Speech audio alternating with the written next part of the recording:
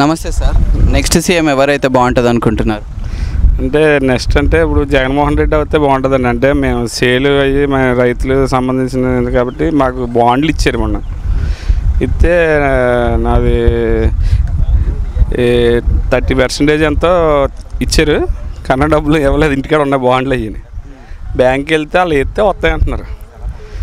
మాకు ఎవరితో చెప్పుకోమో ఇంకా వెళ్తే ఇదే చెప్తున్నారు బ్యాంకులు. ఎప్పుడు చూసాం ఇప్పుడు ఏదన్నా ఇతను ఏమైనా వస్తే ఏమైనా చేస్తాడేమో ఈ చూపిందాం అనుకుంటున్నాం. అంటే ఇప్పుడు జగన్ గారు రావడం వల్ల ఇప్పటివరకు జరిగిన అభివృద్ధి కన్నా ఇంకా అభివృద్ధి జరిగే ఛాన్సెస్ ఉన్నాయి అనుకుంటున్నారా?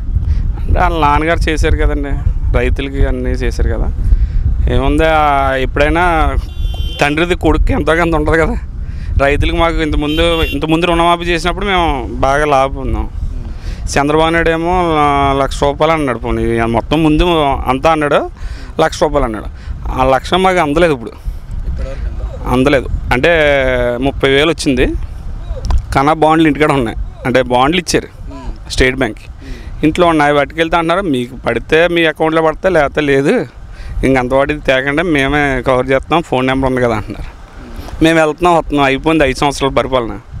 అవి ఇస్తాడో లేదో తెలియదు కదా. మరి ఇప్పుడు మేము 70,000 అంత ముందు అవుతే 2 లక్షలు 3 లక్షలు రుణమాఫీ అయింది, ఇప్పుడు లేదు.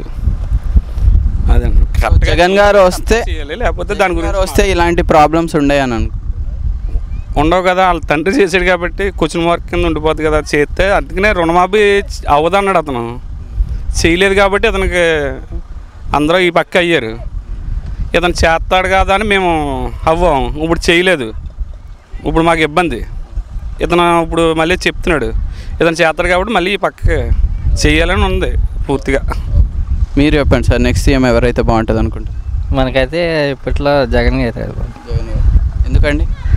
ఇప్పుడు ఈయన కొత్తగా కొన్ని పథకాలు పెట్టాడు, నవరత్నాలు అనేసి. ఆ పథకాలు అందరికీ బాగున్నాయి. ఇవే ఇప్పుడు పింఛన్లు గట్రా 2,000 ఇస్తాడు. ఇప్పుడు ఆల్రెడీ ఈయన పెట్టేస్తారని ఎలక్షన్ ముందు 2 నెలల ముందు ఈయన ప్రకటించేసాడు. అట్లా 2,000 అనేసి ఆయన నవరాత్రుల్లో ప్రకటించాడు కదా. అందువల్ల ఈయన అందరికీ కూడా, అలాగే స్కూల్ పిల్లలకు కూడా 15,000 వేస్తానని గ్యారంటీగా చెప్తున్నాడు. దానివల్ల కూడా బెనిఫిట్, పిల్లలవే కదా చదువుకోవాలి మెయిన్.